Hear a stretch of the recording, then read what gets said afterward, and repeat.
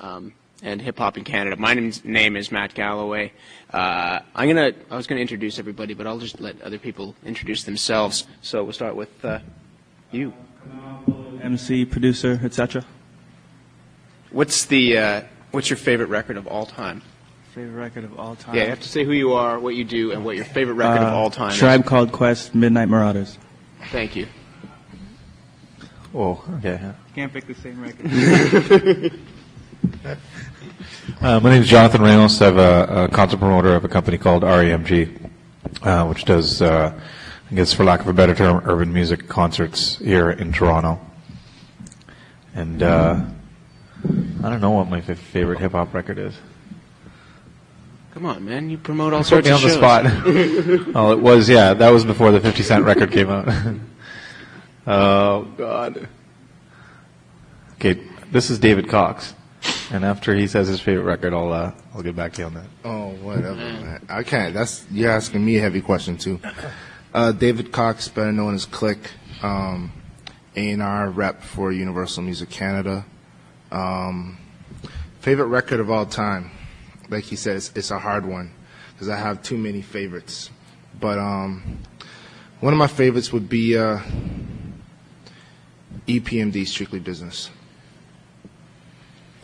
Okay, on that note, Eric B. and Rakim's Paid in Full. I was gonna say that one. See? I was gonna say that one. It's jog of memory because It's I all got old school. Nothing good has come out since 19. oh, me being like 22. Yeah, they'd be able to go back and say 50 I wasn't around when that record came out.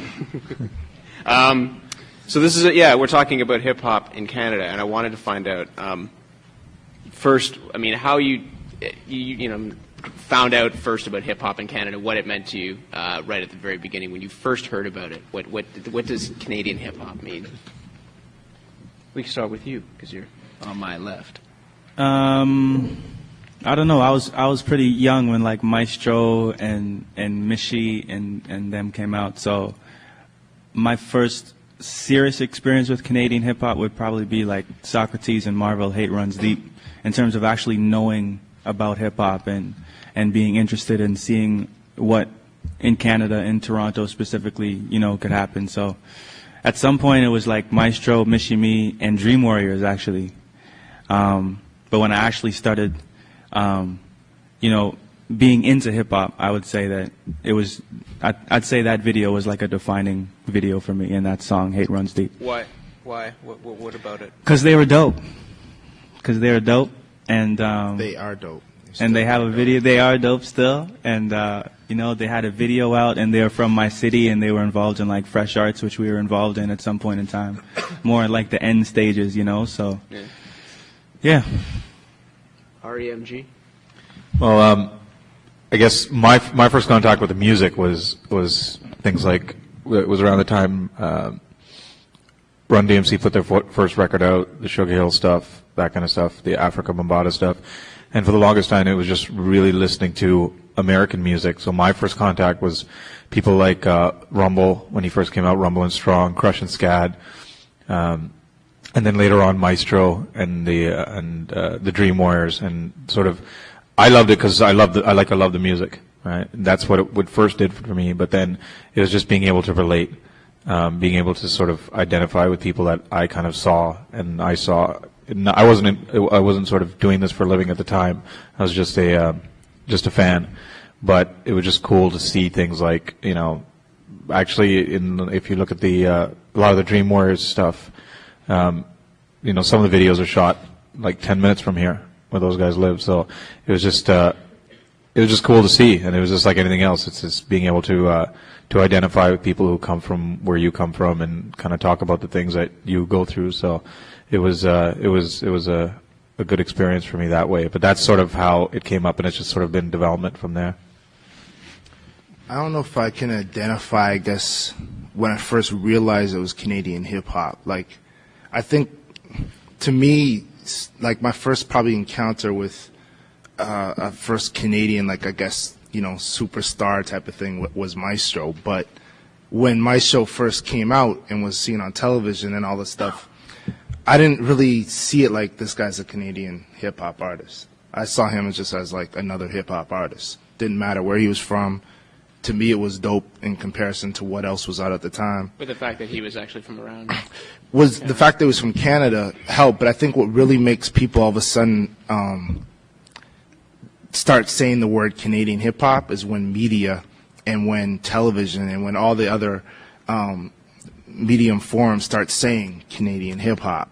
Then all of a sudden you start thinking, okay, this is Canadian hip hop, and then you kind of, go in that way. I mean, I grew up in Edmonton, and being from there, we didn't have any, big superstars such as my show at that time, but I was part of a rap group at that time, and we opened up for my show. We did all those things back in Dream Warriors and things of that nature. So I don't know if I actually sat there and said, okay, these are Canadian hip hop. It just seemed like music to me at that time. I didn't really I think it was later down the line when there's a lot of it coming in terms of the Rascals, Split Personality, all that stuff was coming down the pipeline, and Dream Warriors and all that stuff. Then all of a sudden it's like, okay, there's a whole genre of this. And that's when I think I made the connection. So when was that? I mean, I'd say 90s, 90, 91. It was like when a lot of it started to come out. Yeah. I mean, and not just from one area, but Ottawa, Vancouver, Alberta, Halifax, MCJ and Cool G, all that stuff. Then it kind of, all of a sudden you're like, hey, there's a whole unit army of Canadian artists trying to get heard. And that's when it started clicking in.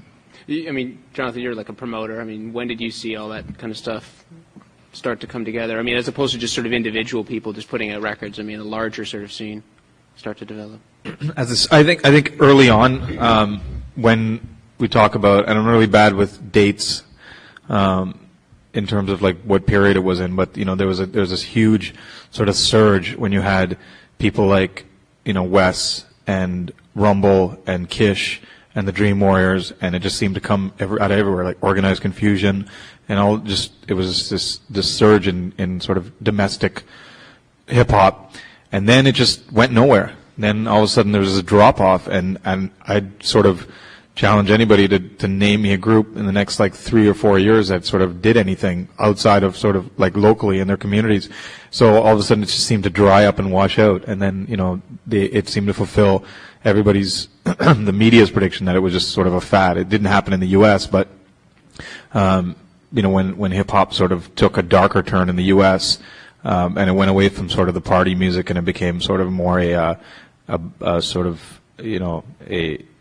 a sort of a cry out from a lot of what was going on in the U.S. Here there was nothing, and then all of a sudden it started. And I don't even know what year that would be, but when the Rascals started coming out and their first record before Sony, and things like that, and that sort of started another wave, and then we haven't looked back since then. But there was a really long dry spell between those two periods. When did you start to go from being like a fan? You talked about listening to all those crazy records to actually making it and getting contributing. What was it? When did that happen, and what was it that kind of spurred you on? I would say my cousin was probably the person that spurred me in terms of actually doing something, because he was doing something in that same group that Click was talking about, from Edmonton and whatever. And I don't know, I had gone to Edmonton when I was like 11 or 12 or something like that, and saw Scenario on Arsenio Hall's show. Anyway, yeah. But in terms of that, I started basically just kind of looking and seeing and understanding it more, apart from it just being like a form of entertainment, but an actual art form, and from there I kind of slowly started getting into it, started writing and whatever, maybe when I was like 14. I was writing poetry before that, but in terms of actually writing like rhymes and a structure of rhymes and thinking about actually performing, I'd say about 14, until I did some little talent show at Oakwood Collegiate, Black History Celebration. I was like 16. Which would probably be like the first performance. And then in the next couple of years, I started, getting really involved and actually being involved in a community and knowing people in the community, and not just the hip hop scene, but the poetry scene and the college radio, scene and everything that was going on inside of there. So did you feel like you were part of a larger kind of scene, or was it still very sort of, a bunch of friends hanging out doing stuff? it didn't feel too different. It just felt like I started being involved in a community that already existed, because the community already existed. Obviously, it's pretty close-knit. Everybody knows everybody else. So yeah, slowly but surely, I just started getting involved in a community that had existed, for years before me, basically. And people were doing different things, positive things, and I mean, the whole music scene in the hip-hop music scene, especially in Toronto, is still kind of growing because, Jonathan talked about this period of drop-off, and I would say when it came back was around that time when I started noticing actual Canadian hip-hop music as opposed to just, stuff that was coming out of the States or New York or L.A. or wherever. So what was it, you talk about those big records and the Maestro records and Dream Warriors and things like that. What was it about those records that sort of stood out? Because there's something original about them, or there has to be something original about them, or were they just good records that fit into the rest of the mix? I don't think you can. For me, it was just that's what it was. What both Kamau and Click touched on. It was just great music. Like, I think I'd heard the music first. Like, at that point, there wasn't sort of the sort of, we didn't have all the media covering it as, there wasn't such a thing as hip hop media then. So it was just music. So when you heard either at a party or on college radio, and then later on in Wes's case and Kish's case on commercial radio, it was just good music. Like when I heard, Backbone and then Kish's Around the World and the Dream Warriors stuff, it was incredible. The Dream Warriors stuff speaks for itself because I was so far apart from what else was going on, not only here, but just in the rest of the world, and their success sort of, was evidence of that. But even stuff like Wes and Kish, it wasn't, you could point to things like, a lot of the stuff like the Big Daddy Kane stuff and Nice and Smooth and stuff like that was going on in the U.S. that kind of influenced what was happening here. But it was different. And just the music, first of all, and then obviously what they were talking about. So in my case, when I grew up listening to, references to, like I said, in my case, New York, and a lot of references to their to the boroughs and the cities and so on and so forth, and then all of a sudden to hear a song referencing Malvern or Scarborough or whatever, and then it was novelty at that point. So I think part of it too is it's not always the factor of a good song. It's also the factor of the artist. We're talking about Maestro and Dream Warriors.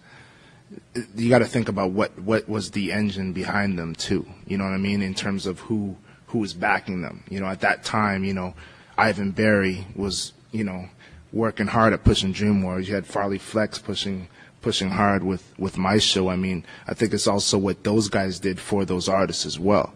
At the same time, it's also looking at Dream Warriors. I mean, they really had a different look at that time. Like no other artist at that time was carrying, you had X-Clan carrying a stick and things of that nature. But I mean, the way that they were imaged in the whole package was what helps, I guess get it out there in the mainstream, marketplace. You know what I mean?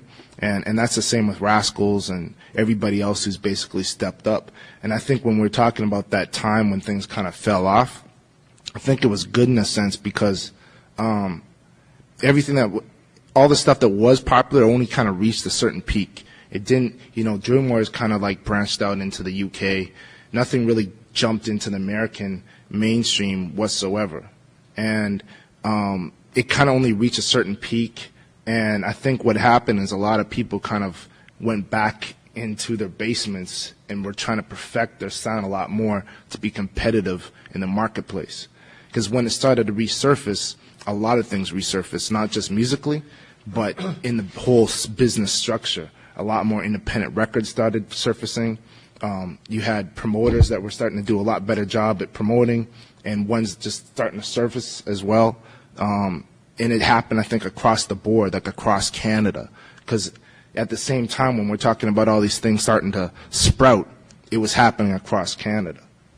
And I guess the biggest contribution to, Canadian hip hop music is college radio. I remember actually, my first trip to Toronto was in like '92, something like that. and I stayed at Ian's house, actually, at Kamal's house. And I remember him schooling me about the Power Move show. He's like, yeah, Saturday, that's the hottest, that's the hottest show. You got to check out the Power Move show. You know what I mean? It's like, yeah, we got that, and we got something like that in Edmonton. You know what I mean? So it's like everywhere across the country, there was like this whole foundation that was built,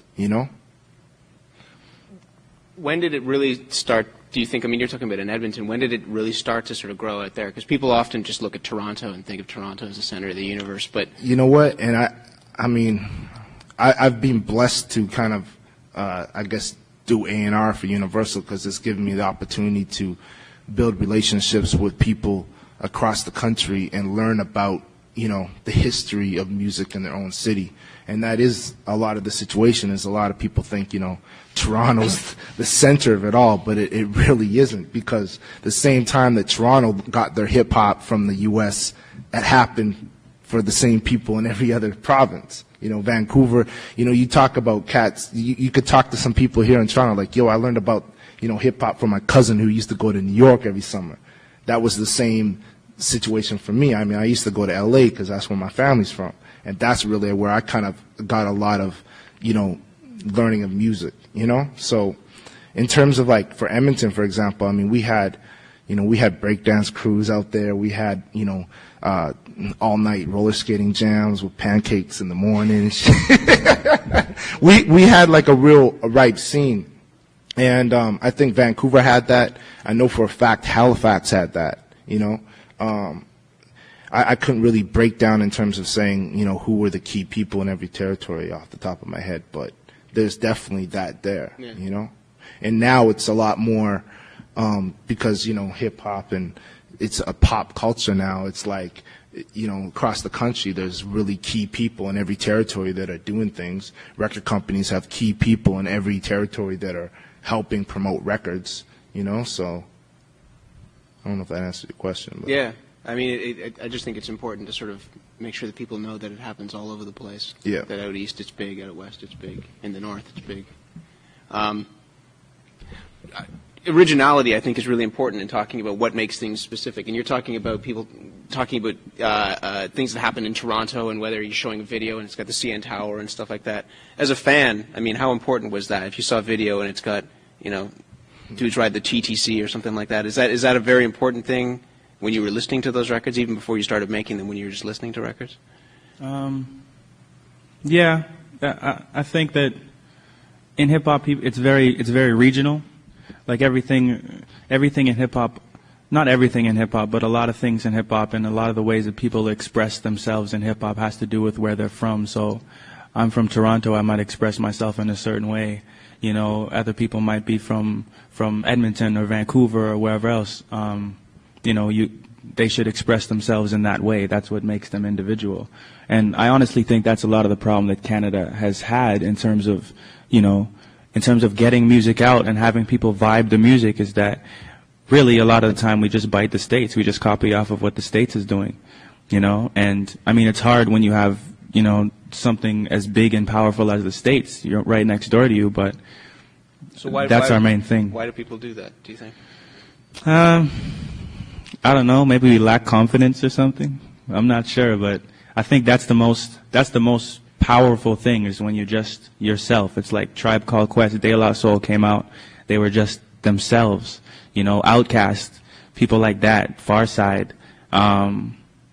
Yeah, so I think there was a certain point where people just started to get more confidence in where they are from. And to me, it showed in a couple of those people that came out, and then the lull, and then everybody that came out after that. People started to get a lot more confident with just saying, yeah, I'm from Toronto, because at a certain point, people wouldn't even say that. They'd be rhyming with all these New York accents, and they're from, Esplanade or something. Yeah.